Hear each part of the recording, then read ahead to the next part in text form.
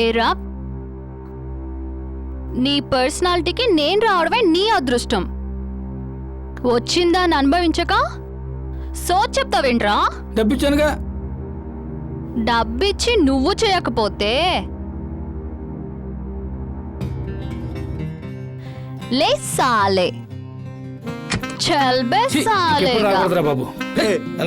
హే నూరా, ఏంటమ్మా వీడు ఇట్లా పారిపోతున్నాడు? నన్ను పెళ్లి చేసుకుని ఊళ్ళో అప్ చెప్తాడంట. ఏం సంగతి? హోటల్ రంబాలో రూమ్ నెంబర్ 9 ఒకే ఒక్క customer 10,000.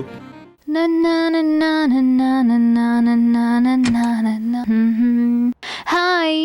Hello, how are you? Ya I'm fine. ఇవి అడ్డుగా ఉన్నాయి కదా, తీసేస్తావా? తీసే.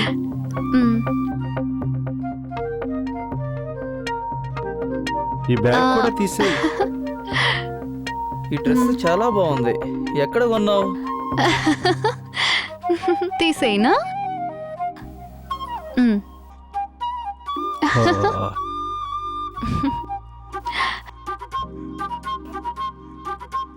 ఈ టీషర్ట్ చాలా బాగుంది, తీసేస్తే ఇంకా బాగుంటుంది. ఎవర్రా మీరు?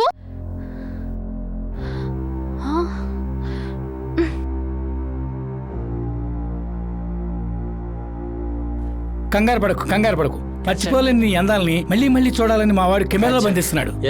Please cooperate please. మీ ఇంటికెళ్ళి మీ అక్కనో కుదిరితే మీ అమ్మనో స్నానం చేసేటప్పుడు కెమెరాలో బంధించి చూడండిరా. చూడు పాప, నీ ఒంట్లో పొగరుంది, చూపులో కైపుంది, ఇంకెందుకమ్మా ఆలస్యం చేస్తున్నావు? నా దెబ్బలో ఏముందో చూడరా.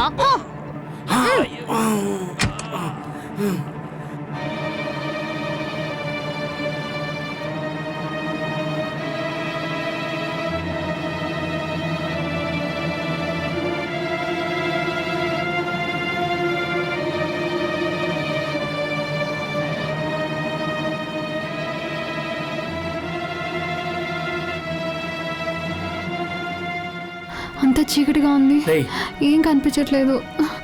ఈ చీకట్లో ఎట్టే వెళ్ళిందో తెలియట్లేదన్నా. ఇక్కడ దాక్కుంటే రేయ్, అయ్యో దెబ్బేంట్రా చెప్తాను. అదిగోనా, చచ్చిపోతుంది.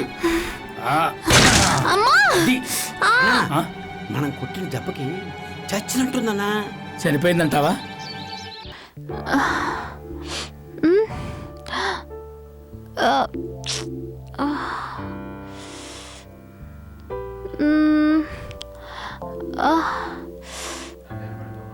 కంగారు పడకమ్మా. రాత్రి మిమ్మల్ని ఎవరో కొట్టేసి రోడ్డు మీద పడేశారు. అది మా బాబుగారు చూసి ఇంటికి తీసుకొచ్చారు. బాబుగారా? ఎవరు? ఈ ఇంటి యజమానమ్మా, శ్రీకృష్ణ గారు. అదిగో వస్తున్నారు సారు.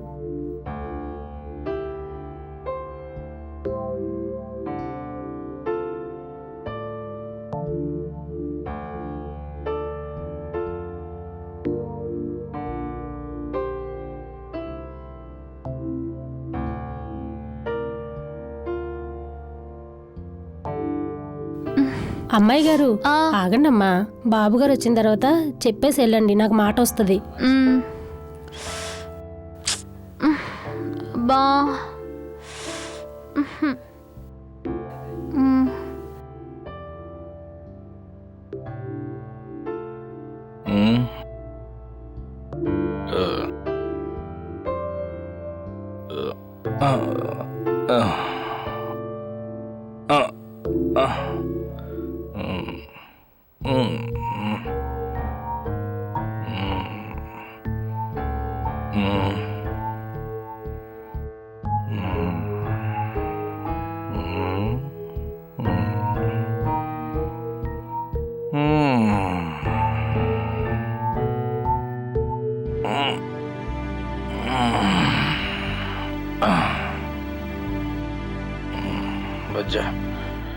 Baca.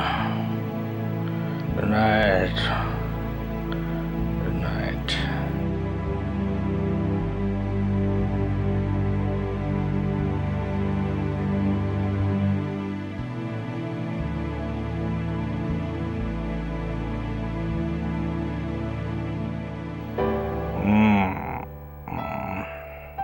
బాబు గారు భోజనం చేయండి బాబు.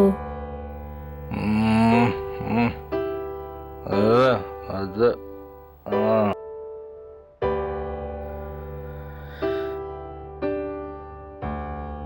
Good morning sir. Good morning.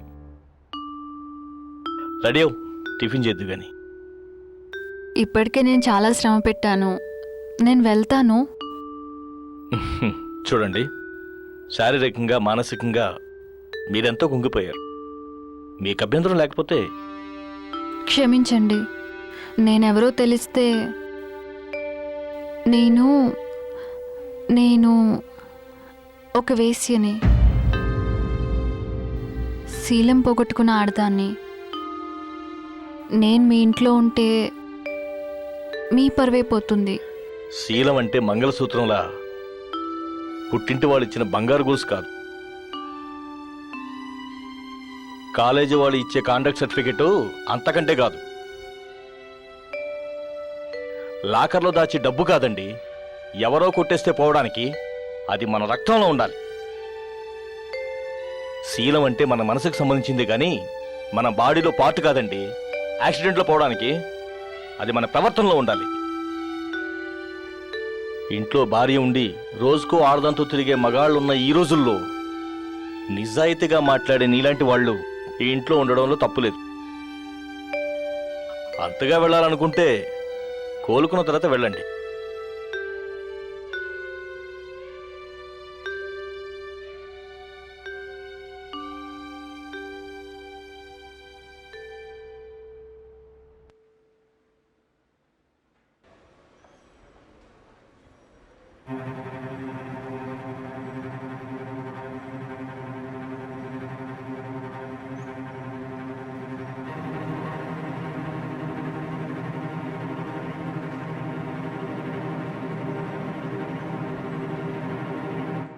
Good morning Srikrishna.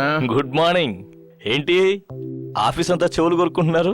ఏముంది, అంతా నీ గురించే. ఏ జీతాలు తక్కువగా ఇస్తున్నానా? కాదు కాదు, ఆ, నీ ఇంట్లో ఏదో అమ్మాయిని పెట్టుకున్నావుగా, తనకి నీకు ఏదో ఉందని అనుకుంటున్నారు. నువ్వు ఉంచుకున్నావని అంటున్నారు. ఆ, ఎవరండి అంతమంటున్నది? ఏ చెప్తే కొట్టేస్తావా? నరికి పాత్ర వేస్తా. వీళ్ళు మీ ఆఫీసులో పనిచేస్తున్నారు కాబట్టి కొట్టేస్తావు. మరి ఊళ్ళో వాళ్ళందరినీ ఏం చేస్తావు చెప్పవయ్యా? ఓ,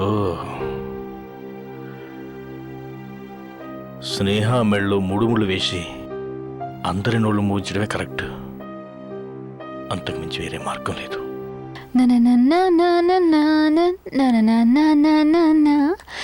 స్నేహ, నేను చాలా రోజుల నుంచి నీకు విషయం చెప్పాలనుకుంటున్నాను. చెప్పండి. మనిద్దరం ఈ ఇంట్లో ఉంటే నలుగురు 4 రకాలుగా అనుకుంటున్నారు. అందుకని నేను నిన్ను పెళ్లి చేసుకోవాలనుకుంటున్నాను.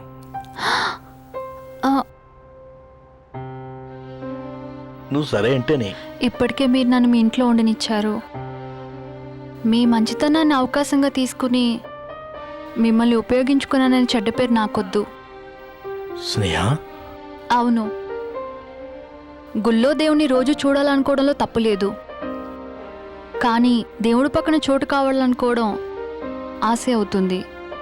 నాకు అర్హత లేదు, అదృష్టం కూడా లేదు. నన్ను పెళ్లి చేసుకోవడానికి నీకేంటి అభ్యంతరం? నా గతం. ఓ, నాకు అవసరం లేదు. కానీ చెప్పాల్సిన బాధ్యత నాకుంది. మీరు ఇప్పుడు చూస్తున్న నేహ వేరు, అమాయకంగా కనిపించే ఆ నేహ వేరు. అమ్మా దుర్గమ్మ తల్లి, ఇంతకాలం నా చెల్లెలి చదువుకి ఏ అవాంతరం రాకుండా నువ్వే కాపాడావు. ఇక ముందు నీదే బాధ్యత. నేనేమో చదువురాని దాన్ని, చనిపోయిన మా అమ్మ మాట ప్రకారం నా చెల్లెల్ని డాక్టర్ చదివిస్తున్నాను. మా స్నేహ అవినీతికి లొంగకుండా, నీతి నిజాయితీ తప్పకుండా, ధర్మానికి కట్టుబడి పెద్ద డాక్టర్ అవ్వాలి. అదే నా కోరిక. ఆశీర్వదించు తల్లి.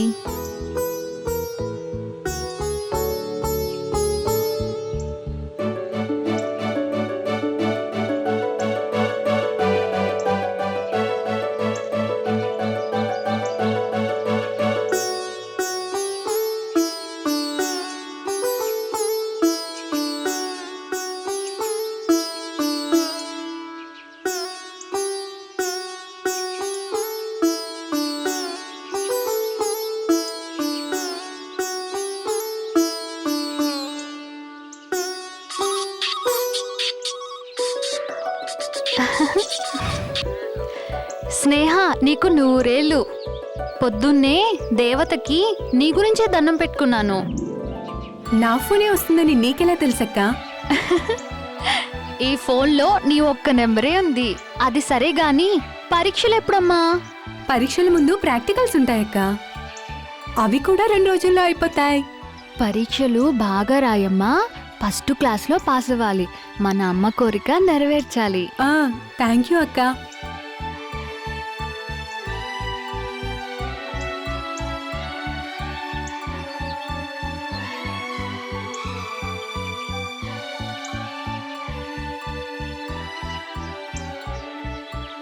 ఏమి స్నేహ, ఎక్కడి నుండి? మా అక్క దగ్గర నుంచే. ఎప్పుడూ నా క్షేమం గురించే ఆలోచిస్తుంది. నీకు అలాంటి అక్క దొరకడం నీ అదృష్టమే. అలాంటి అక్క 100కి1 చాలు. మా అక్కతో నన్ను పోల్చకండి. ఆమె పెద్ద మనసు ముందు నేను చాలా చిన్నదాన్ని. ఓ, టైం 5 అయిపోయింది. వేరే ఎంగేజ్మెంట్ ఏమైనా ఉందా? అవును, నా ఫ్రెండ్ని కలుసుకోవాలి. 4 గంటలకే వస్తా అని చెప్పాను. నాకు తెలుసులేవే ఆ ఫ్రెండ్ ఎవరో. ఆలస్యం అయితే అనురాగం విరాగం అయ్యే ప్రమాదం ఉంది. అయ్యో పాపం, గంట లేట్ అయింది. విరహంతో వేగిపోతూ ఉంటాడు.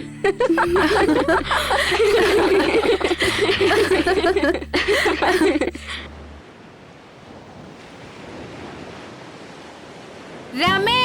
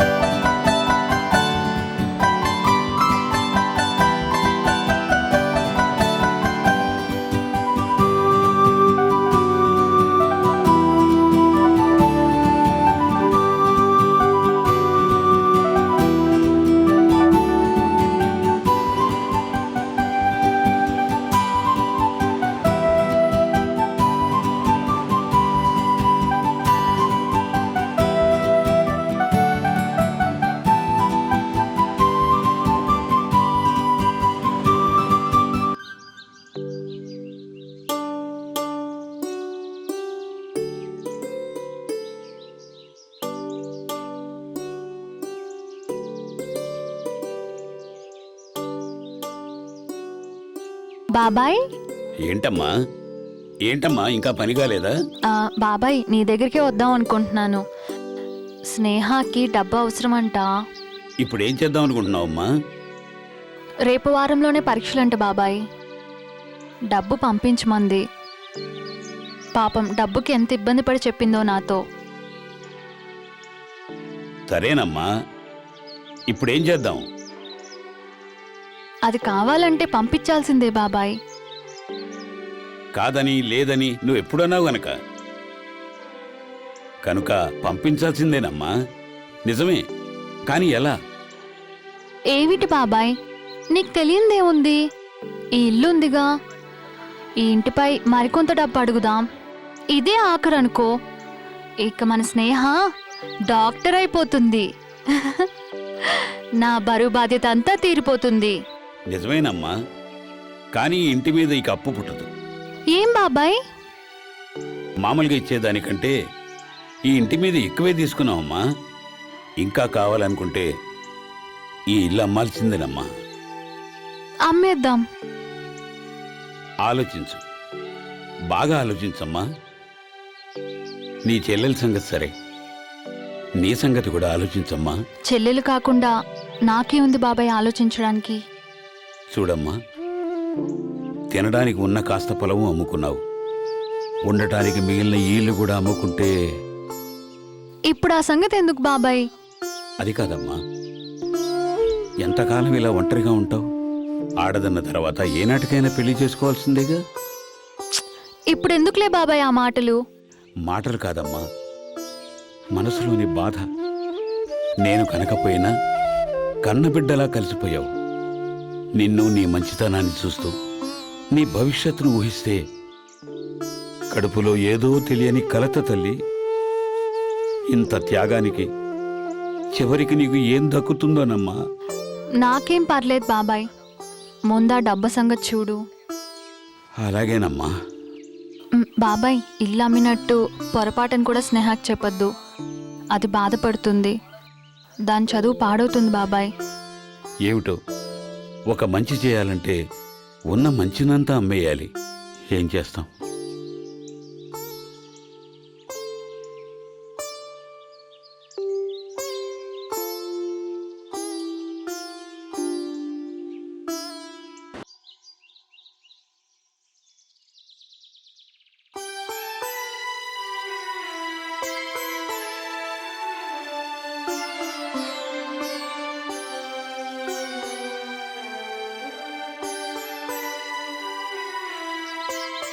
బాబాయ్,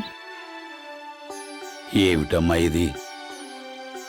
ఇల్లు ఖాళీ చేయాల్సిన పని లేదని, ఎంతకాలమైనా ఇక్కడే ఉండి అప్పు తీర్చొచ్చని నేను చెప్పాను కదమ్మా అతనికి. వద్దు బాబాయ్, జీవితాంతం మీ అందరి సహాయం పొందడమే సరిపోతుంది, కానీ నేనెవరికి సహాయపడే స్థితిలో లేవని కుమిలిపోతున్నాను. మన ఇల్లు కానప్పుడు ఇక్కడే ఉంటే బాగోదు. ఈ తాళం తీసుకున్న వారికి ఇచ్చేయండి బాబాయ్. బాధపడకమ్మా, బాధపడకు. పోనీ నువ్వు నా ఇంట్లో ఉంది కానీ రామ్మా. వెళ్దాం పదమ్మా.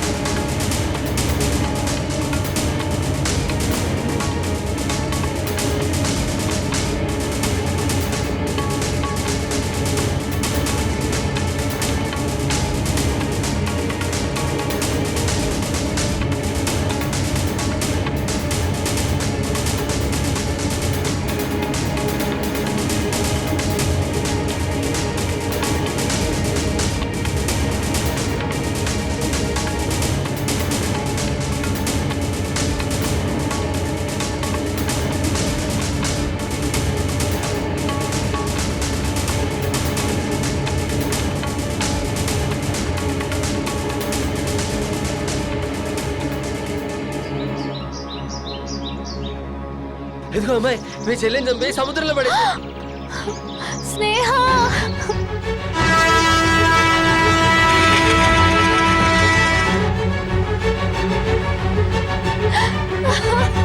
స్నేహ,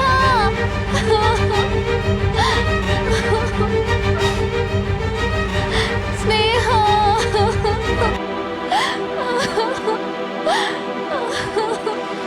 స్నేహ,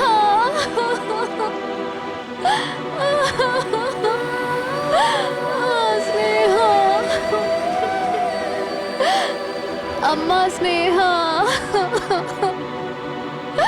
తల్లి స్నేహ, ఓరి భగవంతుడా, ఏమిటి ఘోరం.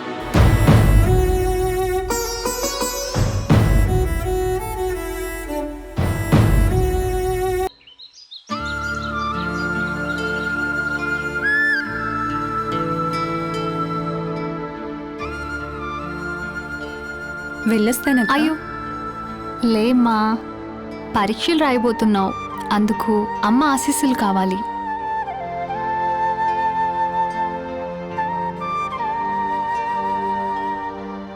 అమ్మా, నీ కోరిక మేరకు చెల్లెల్ని డాక్టర్ చదివిస్తున్నాను. పరీక్షలు అయిపోతే నా కష్టాలన్నీ తీరిపోతాయి. స్నేహాన్ని దీవించమ్మా.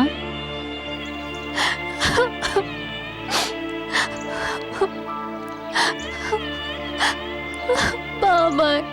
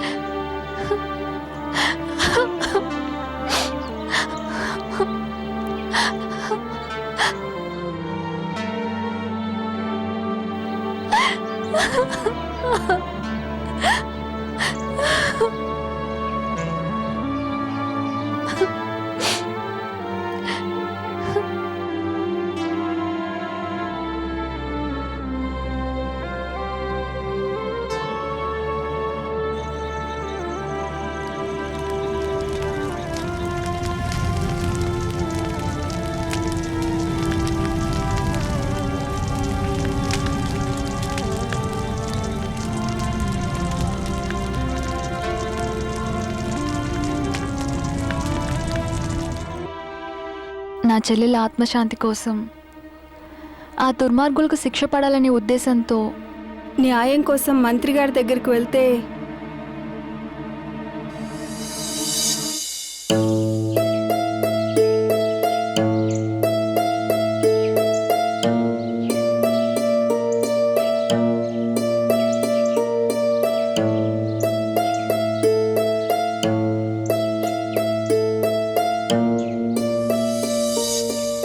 ఏమయ్యా ఎమ్మెల్యే, నా సంగతి ఏం చేసావు నువ్వు?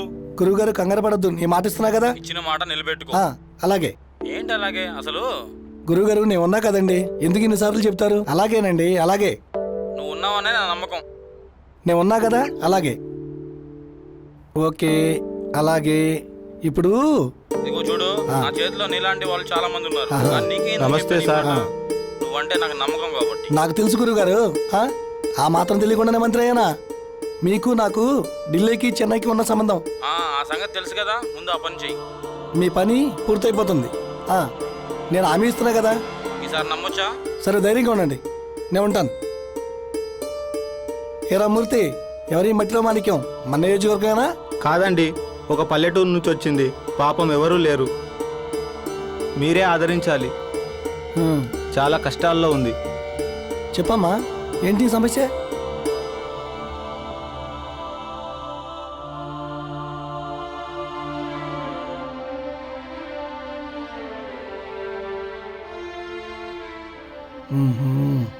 నువ్వు వెళ్ళు, అమ్మాయి స్నానం చేసి ఫ్రెష్ అవుతుందిలే. నేను వెళ్తాను, నువ్వు ఉండు, పైకి వెళ్ళు. అమ్మా, ధైర్యంగా పైకి వెళ్ళమ్మా, ఎవరు లేని ఇంట్లో. నేను వస్తున్నాగా.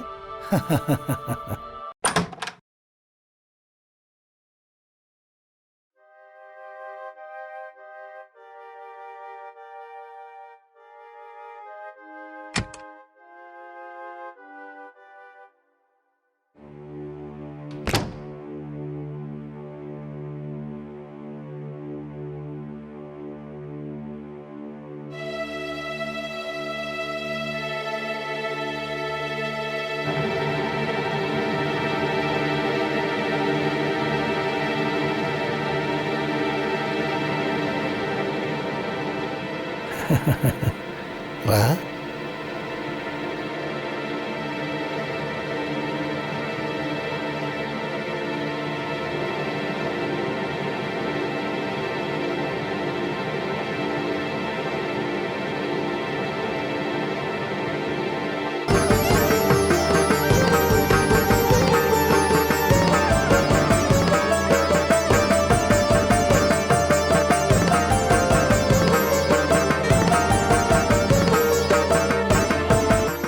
చెల్లెల ఆత్మశాంతి కోసం, ఆ దుర్మార్గులకు శిక్ష పడాలనే ఉద్దేశంతో డాక్టర్ని పోస్టుమార్టం చేయమని అడిగితే వాడు కూడా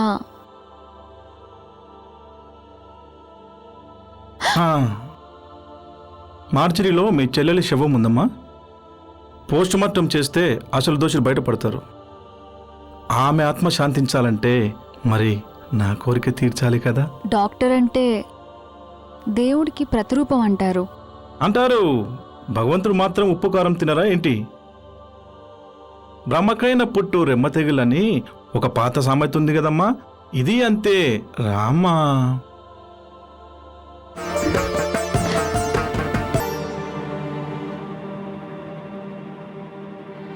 అలా డాక్టర్ కోరిక తీర్చి పోలీస్ స్టేషన్కి వెళ్ళి కేసు పెడితే ఎస్ఐ కూడా నన్ను పోస్ట్ మార్టం రిపోర్టు ఆధారంగా వాళ్ళని అరెస్ట్ చేయాలి, చెయ్యొచ్చు. కానీ వాళ్ళు హై సొసైటీకి చెందిన వాళ్ళు. ఓకే, చట్టం తన పని తాను చేసుకోవాలంటే ముందు మీ పని చేసుకుపోతానంటారా? ఎగ్జాక్ట్లీ.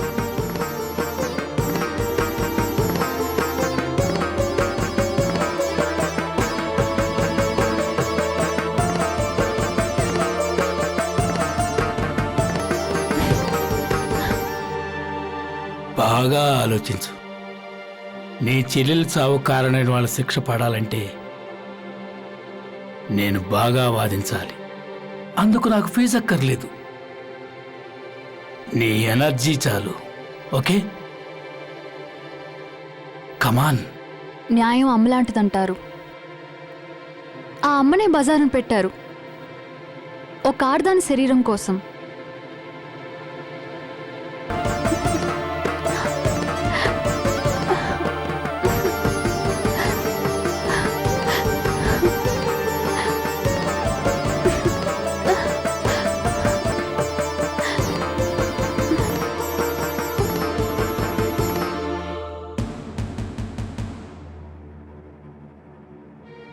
అలా ఎస్ఐ కూడా, లాయర్ కూడా, ఇలా అందరి కోరికలు తీర్చిన తర్వాత కూడా నా చెల్లెలికి న్యాయం జరగలేదు. మానసికంగా నా చెల్లెలు, శారీరకంగా నేను పతనమయ్యాం. మరి ఆ ముగ్గురు? మా జీవితాలు నాశనం చేసిన ఆ ముగ్గురిని చిత్రవద చేసి నా చేతులతోనే చంపేశాను. కానీ నేను చేసిన ఆ పాపాలకి ఏ పాపం ఎరుగని మా బాబాయ్ ఆ హత్యలన్నీ తనపైన వేసుకుని యావజ్జీవ శిక్ష అనుభవిస్తున్నాడు.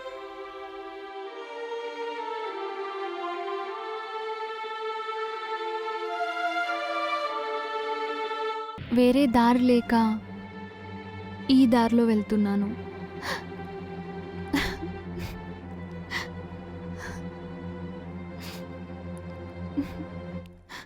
అయినా సరే నేను నిన్ను పెళ్లి చేసుకుంటాను.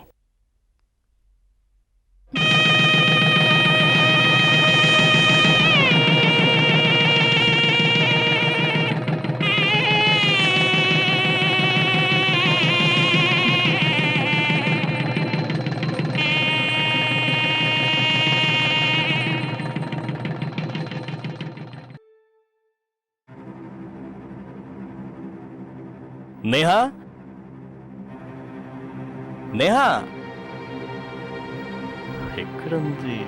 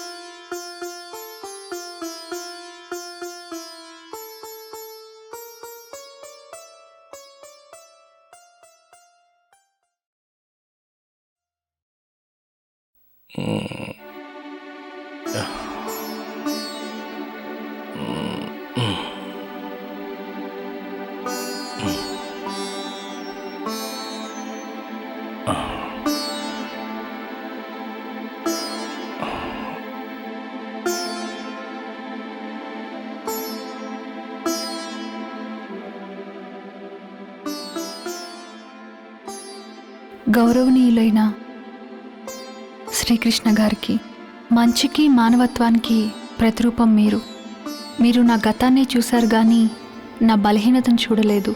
మీలాంటి వ్యక్తిని పెళ్లి చేసుకోవడమే ఎన్నో జన్మల పుణ్యం.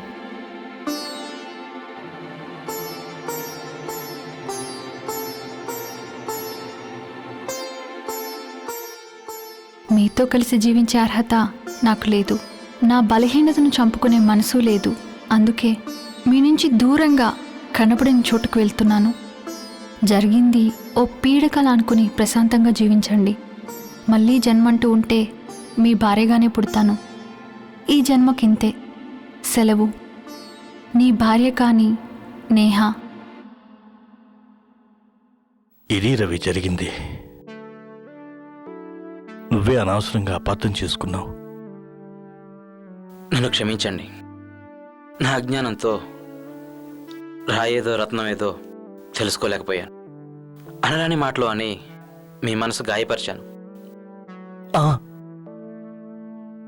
ఇందులో నీ తప్పేంది రవి? చెప్పుడు మాటలు వింటే ఎవరికైనా పొరపాట్లు జరుగుతాయి. మైత్రి, ఉప్పు కర్పూరం ఒకేలా ఉన్నా వాటి రుచులు వేరేగా ఉంటాయి. మీ రూపాలు ఒకటైనా మనస్తత్వాలు వేరు. మీ ఇద్దరూ కలిసి చల్లగా హాయిగా ఉండండి. అదే నాకు కావాల్సింది. వెళ్ళొస్తానమ్మా, వెళ్ళొస్తాను. అయ్యో రామచంద్ర, ఇంటికొచ్చిన వాళ్ళని ఖాళీ కడుపుతో పంపిస్తారా ఏంటి? చెప్పరేంటండి?